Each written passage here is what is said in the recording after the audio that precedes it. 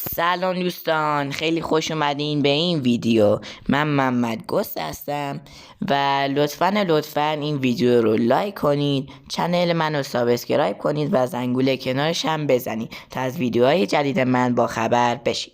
خب بریم برای آموزش امروز. برای آموزش این صفحه اینجا اومدم که برای کسایی که هنوز تازه کارن مثل خودم که نه، حالا خودم نزدیک 1 سال 2 سالی دارم بازی، حالا فدش کن. حالا واسه کسایی که تازه کارن این به درد میخوره واسه شون. حالا شروع میکنیم. اول از همه میریم ببینیم که دمیج چیه و دمیج چی کار میکنه. خب بریم برای توضیح. مثلا ضبط میکنه انشاءالله. بله دیگه، بله، چون تموم شد کل آموزش ضبط نمی‌کرد. خب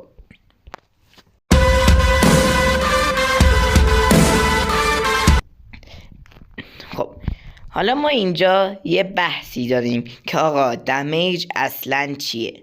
خب دمیج مقدار آسیبیه که گانتون در یک گلوله به دشمنتون وارد میکنه که هرچی این بیشتر باشه بهتره و انمی ها یا دشمناتون زودتر میمیرن.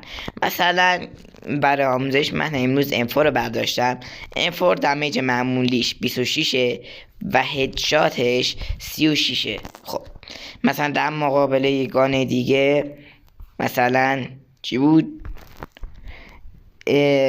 LAG 53،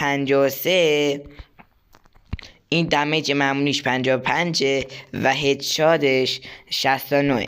پس در واقع این بیشتر آسیب میزنه. البته این یه سری مزیت داره و یه سری معایب که M4 مثلا اونا رو نداره. مثلا M4 کو، مثلا اگه دقت کنیم M4 میدونی چقدر سریع میزنه. حالا بهش میرسیم به بحثش. اوکی. خب میرسیم به بحث بعدی، فایر ریت. خب فایر ریت اصلا چیه؟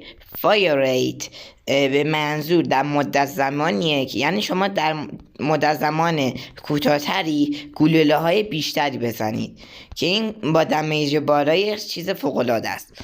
مثلا الان داخل M4 مثلا برای مثال الان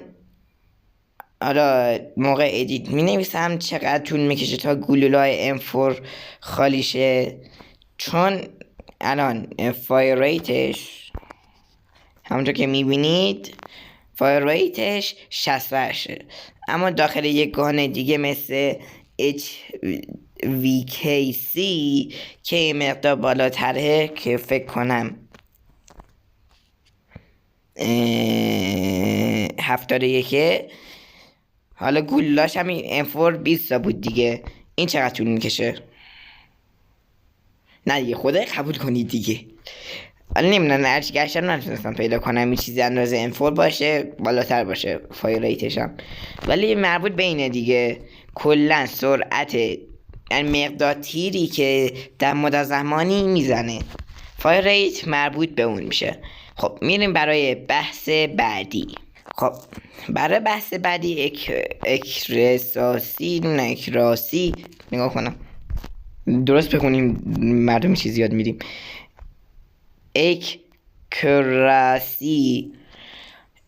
اکراسیه که آقا اصلا اکراسی چیه؟ اکراسی در واقع میشه دقت در تیراندازی. مثلا وقتی که شما دارید هیت فایر میزنید، مثلا این چنده، مثلا اینجا 59 و داخل این یکی 54. خب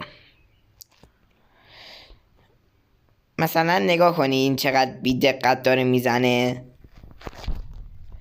خب بعد داخل اینجا که 59 بیشتره، کجا رفتم با دیل، این یکم دقتش بیشتره، مربوط میشه دقت در تیراندازیتون دیگه. خلاصه دیگه. خب میریم برای بحث بعدی. بحث بعدیمون موبیلیتیه. خب حالا میپرسیم موبیلیتی چیه؟ موبیلیتی در واقع میشه سرعتتون، کلا سرعت میشه، نه کلا سرعت که نمیشه. مثلا موبیلیتی اگه بیشتر باشه وقتی که گان دست شماست، نایف نه، گان دست شماست سریعتر میرسین. مثلا موقع ادیت میزن چند ثانیه اینجا طول کشید.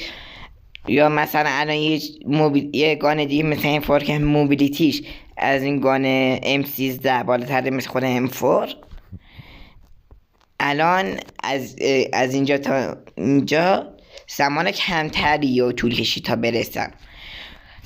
و یه بحث دیگهش راجع به همین سرعت زوم کردن که این داخل اسنایپ بی نهایت مهمه. مثلا فایت های اسنایپ که هر چقدر بیشتر باشه بهتره. مثلا الان من اینجا زوم اینقدر طول کشید 2 سال به نظر خوب میرسه، ولی داخل اسنایپ خیلی مهمتره. اما داخل M4 اصلا میبینید چقدر سریع تره، فرقش متوجه میشین. موبیلیتی مربوط به این میشه. خب میریم برای بحث بعدی. Let's go. خب میرسیم به بحث بعدی، یعنی رنج. رنج چیه؟ یعنی مقدار، یعنی داخل فاصله های طولانی تر دمیج بیشتری به انمی وارد کنه. مثلا داخل این گان که رنجش کمتره، الان مثلا بخوام اینو بزنم 22 تا، حالا هدشات نمیخوره خیلی سخته، خب کلا 22 تا. اما داخل این یکی که رنجش یه مقدار بیشتره 16 تا. با دل رنجش بیشتره دیگه. درسته؟ این 47، این 44، 34. آره به دمیجش هم خب ربط داره بالاخره. الان دمیج این کمتر از اون یکی گانه. اکچولی میتونم با اچیمنت درست کنم، صبر کنیم برم با اچیمنت درست کنم که دمیجاشون یکی باشه ولی خب بالاخره رنجاشون فرق کنه. صبر کنید. خب دوستان پس از کبکی که خوردم، چون من اول اچیمنتاشو چیدم مثلا حساب کتاب کردم اون چیزی یادم رفت. خب بالاخره دمیجشون فرق میکنه. الان من رفتم درست کردم، الان دمیج این 24، دمیج اینم 24، ولی خب رنجاشون 64، این یکی 47. خب اینی که 47 الان اینجا چقدر دمیج وارد میکنه؟ 16 تا. هدشاتش حالا 19 تا شانسی خورد. حالا این یکی که رنجش بیشتره 16 تا. من نمیدونم مشکل از چیه ولی خلاص همینه. من دوست خوب نشستم کار با هم میگونن نشستم کار کردن، نمیدونم مشکل الان از چیه نمیدونم، ولی خب خلاصه دیگه به هم میره داره. میریم سراغ بحث بعدی. مشتبه قطعش کن. خب میرسیم به بحث بعدی، یعنی کنترل یه حالتی مربوط به اسیستری چی بود؟ من فرموشی دارم خدا شاده. ایس سوریکی این میشه گفت مربوط به همون میشه که یعنی چی؟ یعنی دقت در زوم و تیراندازی. یعنی الان پایینه میبینید چجوری اینجوری بالا پایین میشه و دقت خاصی نداره، اما داخل این یکی که دقتشو کنترلشو بیشتر کردن میبینید چقدر دقیق تر شده، نقطه‌ای که هست میزنه.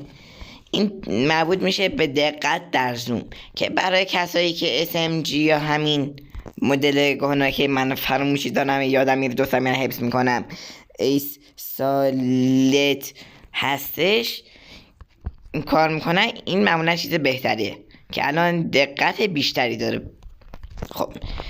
خب دوستان این بود از آموزش امروز، امیدوارم لذت برده باشید. حتما این ویدیو رو لایک کنید و تا آموزش بعدی خدا حافظ.